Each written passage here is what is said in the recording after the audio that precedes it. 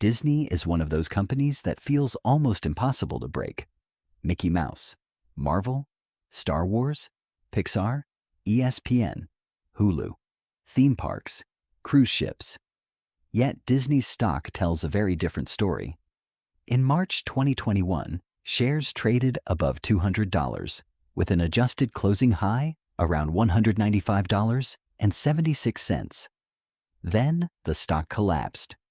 By 2023, it had fallen below $80 and closed at its lowest level in nearly 9 years.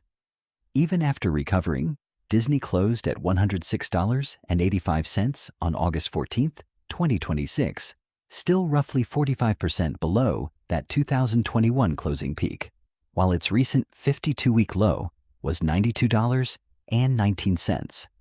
So how does one of the strongest brands on earth lose that much market value?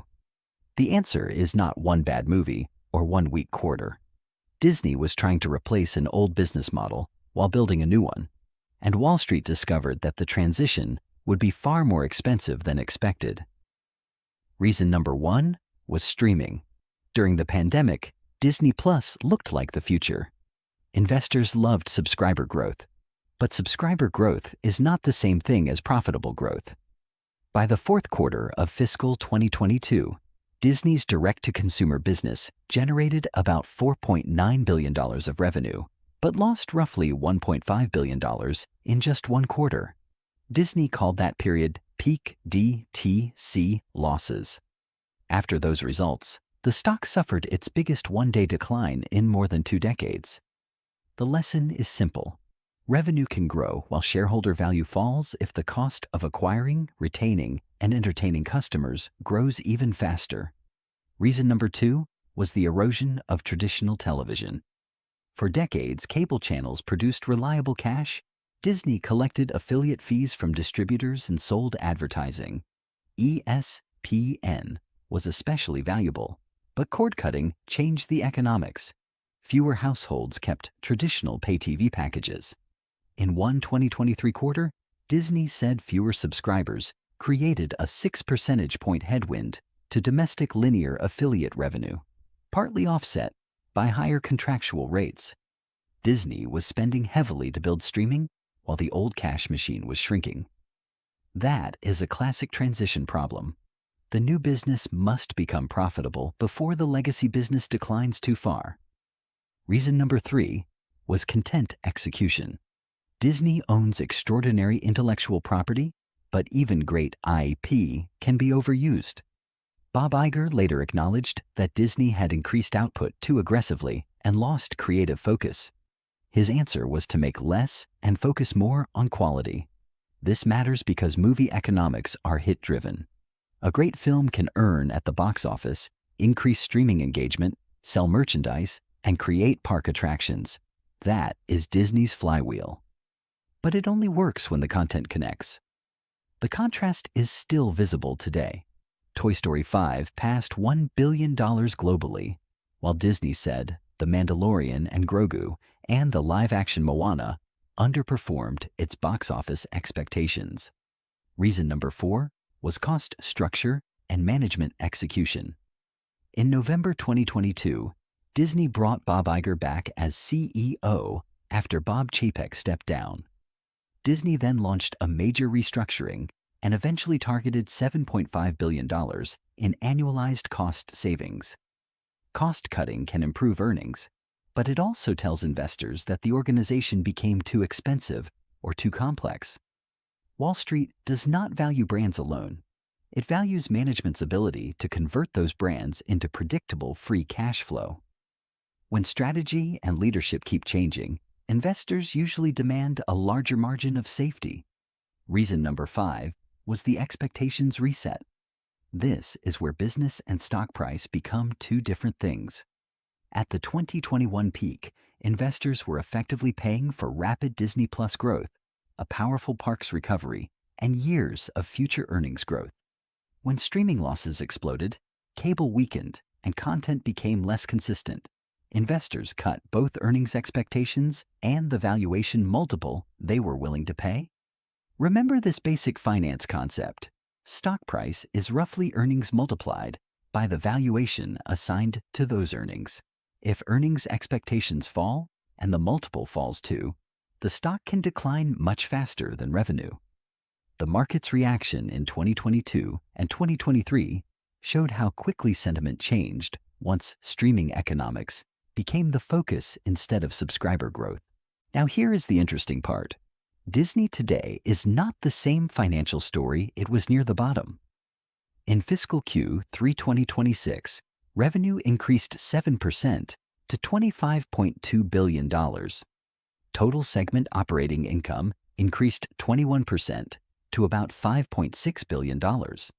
Adjusted EPS rose 28% to $2.06, and quarterly free cash flow increased 63% to about $3.1 billion. Experiences operating income rose 20% to just over $3 billion, while entertainment operating income jumped 64%. That is operating leverage. When revenue grows faster than costs, profit can grow much faster than revenue. Streaming is also becoming a real profit engine instead of only a subscriber story. Disney reported 11% entertainment SVOD revenue growth, 15% subscription revenue growth, and a 13% SVOD operating margin in Q3 2026. Management still expects a double-digit streaming margin for the full fiscal year. This is what Wall Street wants, not simply how many subscribers do you have, but how valuable is each subscriber. Watch ARPU, churn and lifetime value. ARPU is revenue per user. Churn measures customers leaving. Lifetime value tells you whether that customer relationship can produce attractive profit over time. The parks and cruise business also keeps the bull case alive.